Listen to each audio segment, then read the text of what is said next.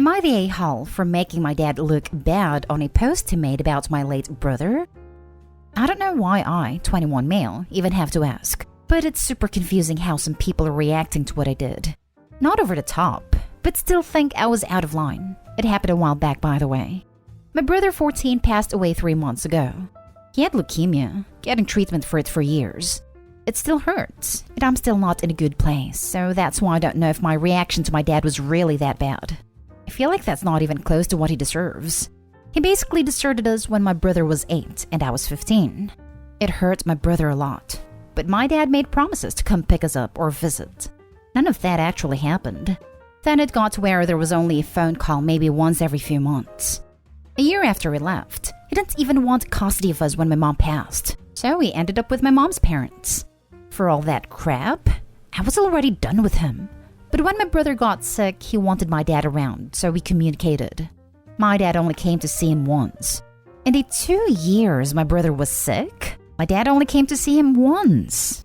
Not even when we knew we had to say goodbye, and my brother was asking for my dad. He didn't want to go, because it would be too hard.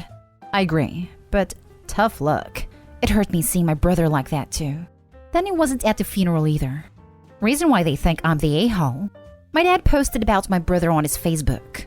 It was a picture of my brother that caught me off guard when I was scrolling. And my dad was saying he misses him and couldn't even attend his own son's funeral because supposedly he wasn't told.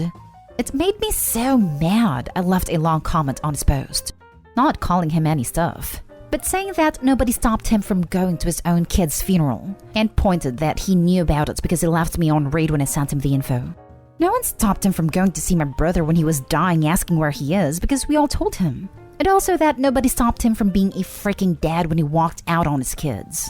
It was kinda cathartic, not gonna lie, but everything I said was the truth. It just made me angry the way he was talking like he wasn't given a chance to say goodbye. My dad messaged me privately. Mad because I'm talking crap to him when he only wanted somewhere to vent, and you don't need to be told he's a horrible dad. My grandma agrees with him and that I should apologize because my dad is a parent grieving the loss of his kid. My grandpa at least is on my side, but I've gotten comments from that post that I should be ashamed of myself. That my dad wasn't a good dad but he feels guilty for that, so I shouldn't add more to it. Again, I don't know why it's so wrong to say that. Am I the a-hole? Now for the top comments. Not the a-hole. Your dad used your brother for attention on social media and tried to play the victim role of a father that isn't even told when his child dies, which he was from what I could read. Just for some clicks and some comments, your father used your brother that he almost was completely no contact with. Your brother might be worth nothing more than a few clicks to your father. Not the a-hole. I'm so sorry for your losses. Your dad should not have the privilege of calling himself a parent when he did not put in any of the work. I'm gonna say not the a-hole, but I'm all about calling out people's BS on social media. I hate fakers and liars. And your dad is lying and trying to get sympathy where he deserves none. He sounds narcissistic and selfish, and I'd consider going no contact. Shouldn't it be that hard, considering he's basically been no contact by choice this whole time? We haven't been in contact anyways. Only reason we talked was because my brother was sick. Your dad used your brother for clout. He wants sympathy and attention. There's nothing wrong with what you did. For Pete's sake, he couldn't even grant your brother a last wish of saying goodbye. He left you both long ago. It's best to honestly cut him out of your life now. You don't need such a selfish person in your life. I'm so goddamn sorry for the loss of your little brother. I hope you seek therapy or ways to help you grieve. Take all the time you need. Heck, take a day and go get your brother's favorite ice cream. Make yourself a scrapbook. Your brother loved you, and he was so lucky to have you by his side always. Not the a-hole. Funny you mentioned favorite ice cream. He actually loved frozen yogurt. Went to a place we used to go all the time, but it made me sick, so didn't even get to stay. I don't know. I can't eat stuff we both liked. My grandma says that's part of the process. Next story is titled, Am I the a-hole for not wanting to interact with my biological father but still expecting him to pay child support? I, 18 female, was raised by a single mom. My parents divorced when I was just 2 months old and my mom got full custody of me, so I never met my father. All I've ever really known about him is his name and the amount of child support money transferred into my bank account each month. Now, in my country, A non-custodial parent is obligated to pay child support up until their child turns 18. But this can be extended for a few more years on the condition that said child decides to pursue a higher education and go to university. So as you can already guess, as soon as I turned 18, my father stopped paying child support. But when I graduated high school and got accepted into a university, I decided to use this extended child support law to my advantage and took him to court. Me and my mom weren't doing all that well financially and thought the extra money would definitely come in handy. The case took quite a few months to get resolved, and the courtroom was the first and last place where I saw my father in person. His reasoning for not wanting to continue paying child support after I turned 18 was that I didn't want to have any sort of relationship with him, so he didn't want to send money to a complete stranger each month anymore.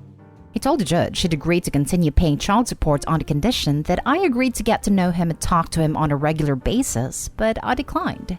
I mean, even if biologically he's my father, this man is nothing more than a stranger to me.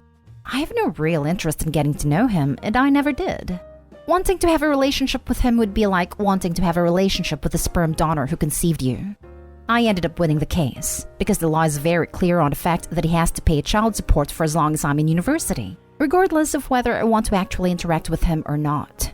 Now he has to pay child support every month up until I graduate from university.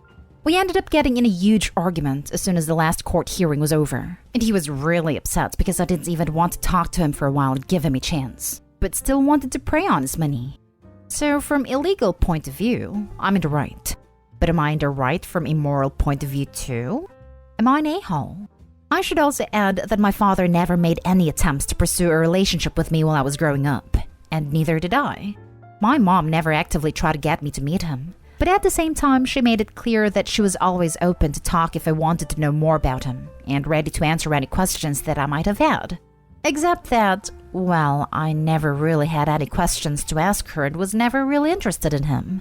She also never badmouthed my father and never tried to stop us from meeting each other, but neither of us ever made any sort of attempt to do so. I don't think he's a bad man, but I don't think he's a good man either. He is just a stranger who didn't want to be involved in my life, so I don't want to be involved in his life either. I don't resent him. I have no reason to. It's just plain old disinterest both on my part and his. Not a home. You didn't ask to be born, and you certainly didn't ask to have an absent father. You're the kid here. He has obligations. You do not. Good luck with school. But she's asking about the morality, not the legality. And morally, she's the a-hole. Not the a-hole. Law is clear. He had 18 years to build a relationship and declined. I am sure he could have tried to build a relationship over those 18 years. Applied for visitation.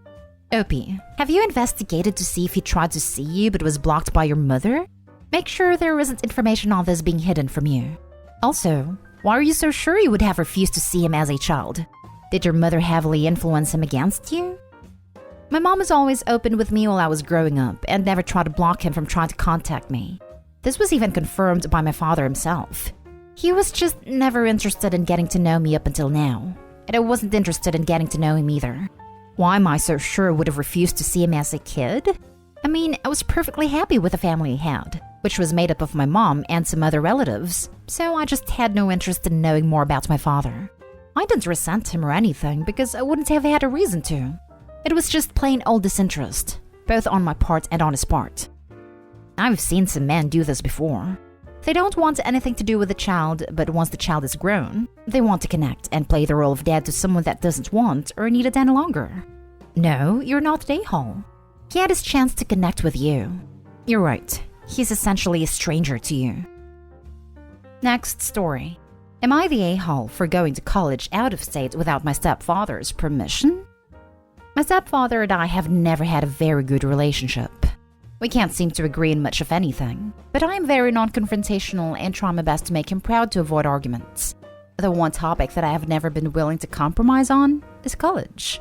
I began talking about college during my freshman year of high school, and from the get-go, the topic was unwelcomed.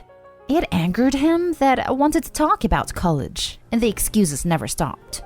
I don't have enough confidence in you yet, you're not ready yet, you're in too much of a rush to leave me, etc.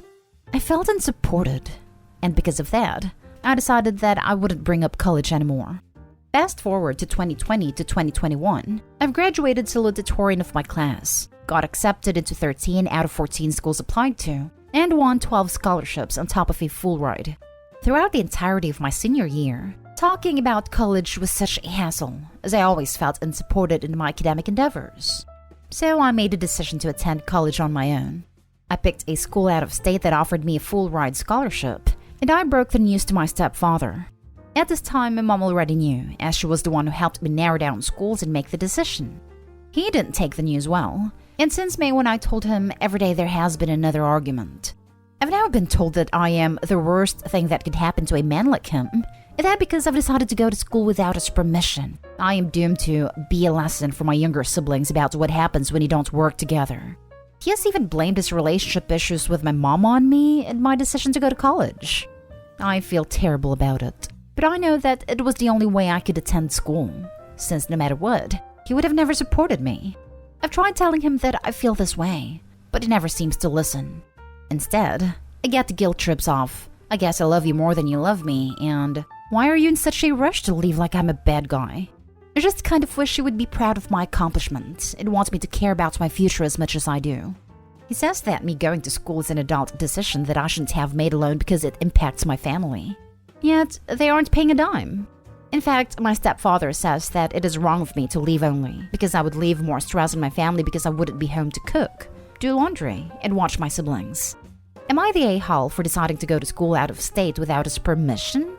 I love my family dearly, and it hurts to go so far away from them. But I was given an opportunity that doesn't come often. Now for the comments.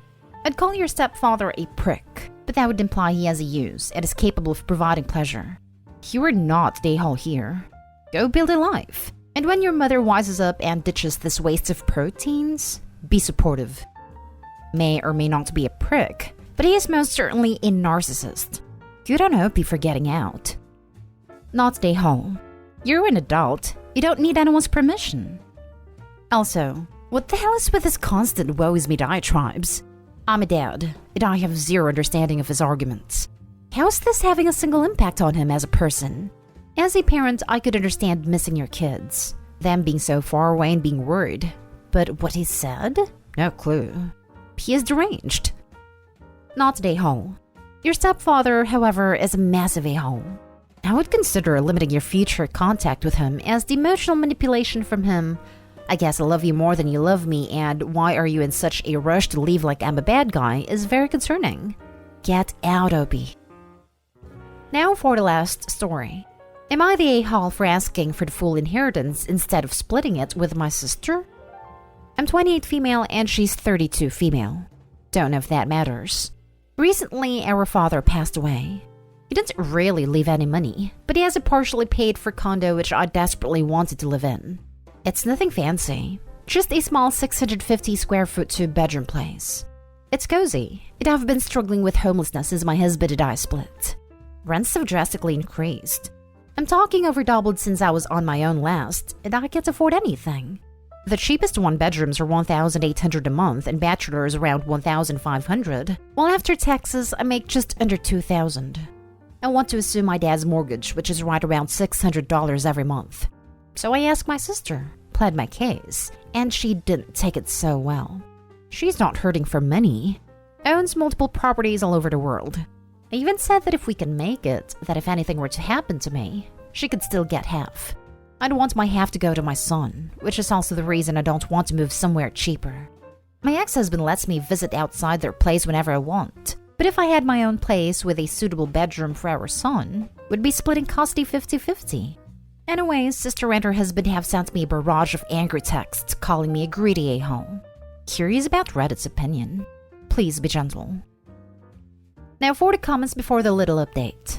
Gentle, you're the a-hole. Need really has nothing to do with it. You aren't entitled to it more than your sister is. This. Without much of a backstory, it's hard to make a huge judgment. But your sister being more successful than you doesn't mean she has to pick up the pieces. Why can't it be sold as is, and you buy a place with your share of the proceeds? Or offer to buy your sister out of her share? Selling it and selling it now is probably the best plan since so many real estate markets are hot right now. things may slow into the fall and winter, since they typically do.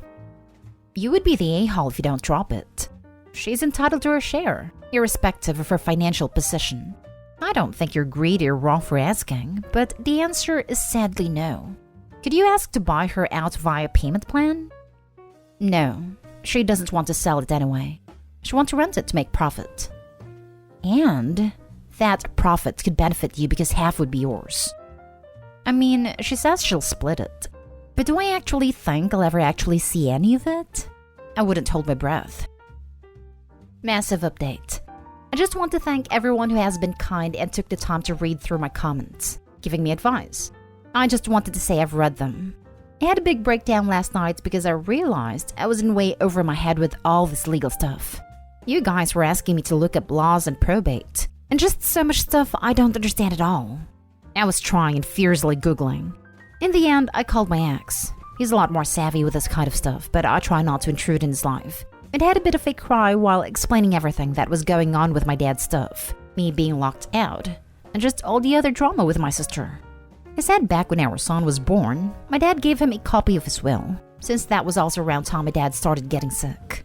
Long story short, he found it this morning, and a condo was left to us. There should also be an RESP for my son, and it is signed and notarized by a lawyer. He said it will help me through the process, and that we can contact the lawyer together, and my ex will help explain things to me. Also, as mentioned in the comments, when we divorced, my dad told me he was updating his will, leaving the condo to me. I was not aware this was in reference to the fact that he had previously put my ex-husband in the will. So we both expect there to be a new will. However, I know my ex, and believe him when he says that if there isn't, he won't try to take anything. My spirits have been lifted, and I'm very hopeful this could all work out. I'm already daydreaming of having my son back home with me. Again, thank you so much to those who took the time to give advice. Without your encouragement, I wouldn't have had the guts to contact my ex. Just thank you.